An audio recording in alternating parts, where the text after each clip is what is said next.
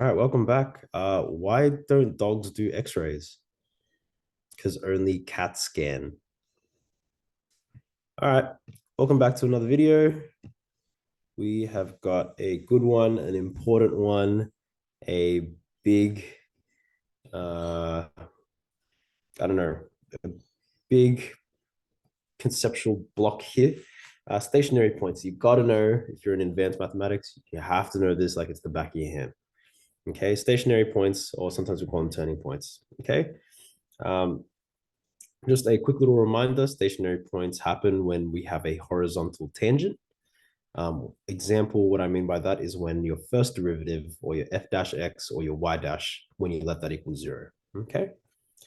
Now, here are some examples of some stationary points. Because as you can see here, these points that I've drawn, if I was to draw a little tangent, we can see that all the tangents at these points would actually be horizontal. Okay.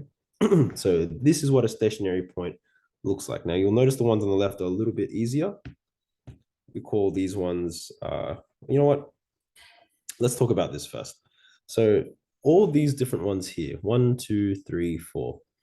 Every stationary point, it has a classification. Sometimes we call it a nature. Okay, so for example, this one that we have here.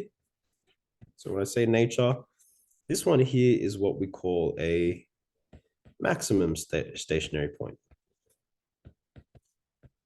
I'm going to do STPT for stationary point. Now, it makes sense it's a maximum because it hits a max. Yeah, that's a maximum point right there. It's right at the top. So by going with that logic, what is this one down here? What's this one called? That's right. Minimum stationary point. Okay. Now, these ones here are a little bit more interesting. These ones here are what we call horizontal points of inflection. Okay, the easiest way to think about these ones is they're kind of like a cubic function. All right, now a point of inflection, let me talk about those real quick. A point of inflection, I'm just going to go down here just for a little bit. A point of inflection means that it's the point where the concavity changes. So it changes from concave up to concave down. So you can kind of see here, that's concave down, that's concave up. Oh, wait, that's concave up on the left on this bottom part here. That's concave up here. And same thing here. That's concave down because we're kind of curving downways. But this part here, it's kind of like part of a concave up. So that's what a point of inflection looks like. But this is where I need you guys to be careful. This one here is a horizontal point of inflection. And that one there is a stationary point of inflection. Okay. Real quick, that's concave down. Okay. It's kind of like part of a down curve. That's concave up. There's a change in concavity, but I also have a horizontal tangent. That's why it's a horizontal point of inflection. These ones here, the ones below, the giant ones that I've drawn here, these are just points of inflection. Okay. Now, are these ones stationary points? Do I have a 0 tangent? The answer is no. Okay. So these ones here are just points of inflection, whereas a horizontal point of inflection looks a lot more like a cubic. Okay, it kind of levels out in the center, if that makes sense. And so I'll write a little note here. These are not stationary points. Okay, so you've got to be careful when it's a point of inflection. It could be horizontal. It could just be a regular point of inflection. Okay. Now, if I'm going to classify the following points below, let's talk about them. Okay, so let's take a look at this first one here. First of all, is that a stationary point? Yeah, it is, because it's got a horizontal tangent. And then we also need to look, it's at the top of a curve. So this one's going to be a max or a maximum. Okay, the next easy one would probably be this guy down here. That's also a stationary point. But we notice it's at the bottom, so we call this one a min. Okay, so I'm just going to write min and max. If you want to, you can write minimum, maximum. Whoop. Now, this is where it gets interesting. We've got B and we've got D. B is a little bit more interesting. Now, B is kind of the point where I change from concave down to concave up. Okay, so this is what we call a point of inflection. But as you can see, my tangent here is definitely not zero. It's definitely a negative tangent. So it's just a point of inflection. Whereas this one, point D, it's kind of, it levels out a little bit. And we've gone from concave down to concave up. I'm hoping that has made some sense. And so this one would be a horizontal point of inflection. All right, and this is where, yes, it is a stationary point. Okay. That's how you would classify. And if you can understand these graphs quite well, there's definitely a couple questions in the HSC that will relate to this concept. Okay, it's good understanding. All right, now here is a fairly long question, and it just is find the stationary points of a particular function, determine their natures. All right, this is very common wording. If we say determine their nature, tell me, is it min, is it max, is it whatever? That's what you're going to have to do. Okay, so, and we're going to use the thing called the table of slopes. I'll show you how to do that. Okay, so first things first, let's find the stationary points. So how do we do that? Stationary points, I'm going to start highlighting some things here. When you see the word stationary point, it means you let y dash or f dash x equal to 0. So first things first, let's do f dash. That'll give you 3x squared plus 24x minus 60. All right, now you want to let f dash x equal 0. And so 0 equals 2. And I'm going to factorize the left-hand side or the right-hand side. And now I'm going to factorize even further, and I'm solving for x. Okay, so it's going to be x should be plus 10 x minus 2. Okay, so I can see here that x equals 2 minus 10 and positive 2. Okay, those are almost the points of where they are stationary. Okay, I've got that. Now, here's where we kind of use a table of slopes. Okay, so here's what I'm going to do. I'm going to kind of do it all in one go. And you know what? Maybe I'll do 2. And I'll show you what you do for each one. So what I'm going to do here is a couple things that I need to know. I want to know my x, I want to know my y, and I want to know my slope. Okay, so for the x terms, let's start with the first one. I want to know about minus 10. Okay, so if I know that it's minus 10, how do I find my y value? Well, of course, I have to plug that into my fx. Okay, so I got to plug it all the way back in. It's going to be,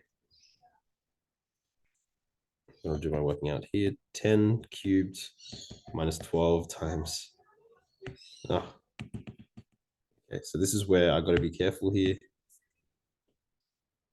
It's going to be minus 10 cubed plus 12 times negative 10 squared minus 60 times negative 10 plus 7. That's going to give you some sort of answer. Now for the slope part, this is where I should know that my slope should actually be 0. It should be flat. I'm going to grab a calculator. I apologize if you're here with me trying to wait for me. Minus 10 cubed plus 12 times 100 plus 600 plus 7. It's going to be a fairly large number. It will be 807. Okay, now what happens here is we actually got to figure out what happens to the left and to the right. This is your table of slopes. So your easiest thing to do is what's one number to the left of minus 10 should be minus 11. And what's the one that's one to the right? It'll be minus 9. Okay, now you're going to get all these different values. You can plug them in. But the most important one is I want to know the slope.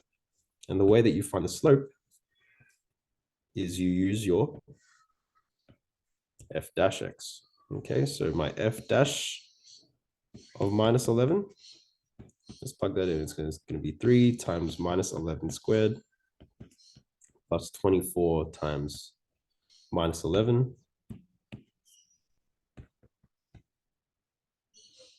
Oh, yep, minus 60. Now looking at this, I can almost tell it's going to be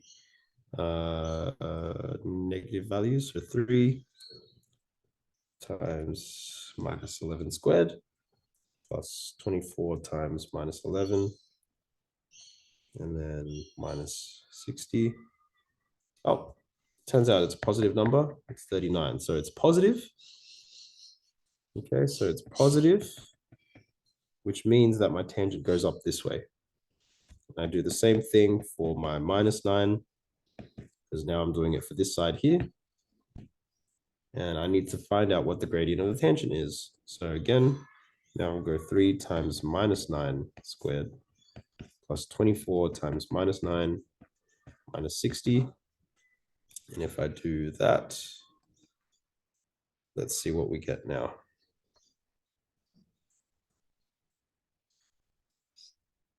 This answer will be minus 33. Okay, so it's going to be negative, so I know it's going to go down this way. So what we can kind of see with this slopes table is we can see that at x equals to minus 10, that's going to be a kind of, it kind of gives that, it curves up, it goes stationary, and then it curves back down. Okay, so that is going to be a max point. Okay, now what I'm going to do is I'm going to get you to have a go, see if you can do the same thing, but this time, x, y, slope. So we've done it for one of the stationary points, which we found out was minus 10. Now we're going to do one for 2. Okay, now reminding yourselves that 2 we know is stationary, so it should be kind of flat. We also need to find what, I'll do it in red so you can kind of see. We also need to find what 2 is, and we also need to find what 1 to the left is going to be 1, 1 to the right will be 3. So we want to test one thing on either side. So we've got that, and then I want you to try and show, double check with your calculations that it does end up becoming a, that it becomes negative on one side, positive on the other. So you can kind of see here that that gives a bit of a minimum stationary point. Okay, now just so I've got this, let's plug in 2. If I want the original y, remember it goes back into the original equation. So y is going to equal 2 to the power of 3 plus 12 to the power of times 2 to the power of 2 minus 60 times 2 plus 7. What's your y value here? It'll be 8 plus 48. Take away 120 plus 7. So it's going to be a lot of substitution. I got minus 57, but just double check that. Okay, and it should be a, you can see here that that becomes a max. This one here becomes a min. Okay, now hence the sketch. I'm hoping that I'll make just enough room here. I apologize, but I am going to get rid of this just to make some room. Move this up, and I'm going to give it a good sketch. Now, this is what I mean by sketch. I know that there's 2 stationary points. Okay, I know that there's 2 and 57. And I also know there's minus 10 and 807. Okay, now with these 2 stationary points, I know that the 257 is a min. And I know the minus 10, 807 is actually a max. Okay, so all I need to do is roughly plot those 2 points. And remember, it's a sketch. So 257, I'm going to say maybe is like, I don't know, there. 257. And then I've also got minus 10, 807. So I'm going to say there, minus 10, 807. Okay, so I've got those 2 points. Now, what do I know about minus 10, 807? I know it's a max. Okay, I'll do this in blue. So I know it's a maximum point, so I know it's kind of going to peak up there. Now, what else do I know about 257? I know it's a min, so I know it's kind of going to be the minimum value. And so at this point, it's kind of a little bit of a joining up thing. I know it's going to go this way, and it's going to go down this way, and that there would be a acceptable sketch of my graph. Okay. Hope that helps. And yeah, that's it. I'll catch you guys in the next lesson. See you later.